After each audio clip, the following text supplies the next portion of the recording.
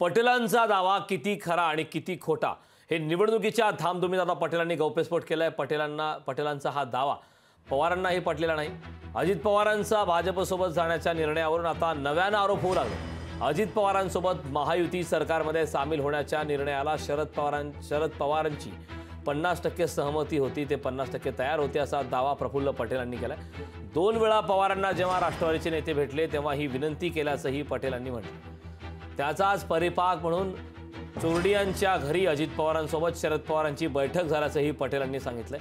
पवार आता संधी साधूपणाचं राजकारण करत असल्याचा आरोपही त्यांनी केला। पूना में एक उद्योगपति के घर में पवार साहब की अजीत पवार साहब की भेंट हुई, उसके बाद की बात बोल रहा हूं, मतलब मुंबई की हमारी मीटिंग के बाद। तो ये कहीं ना कहीं तो ये संकेत देता ही है कि हमारी उनकी बातचीत जारी थी और वो भी कहीं ना कहीं 50% तो कम से कम तैयार हो ही चुके थे।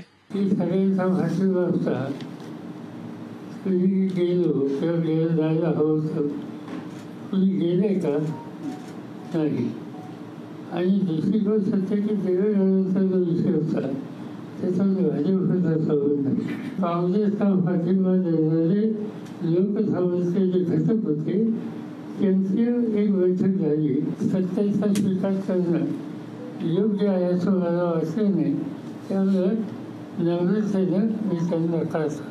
असं कधीही तयारी नव्हती, हेच जाऊन आग्रह करत असतील तर किती वेळा पवार साहेब काय बोलणार।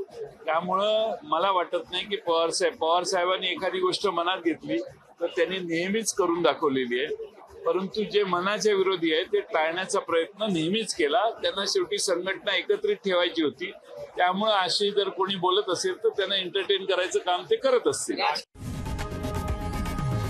लोकशाही मराठी ऐका, पहा, जागरूक रहा।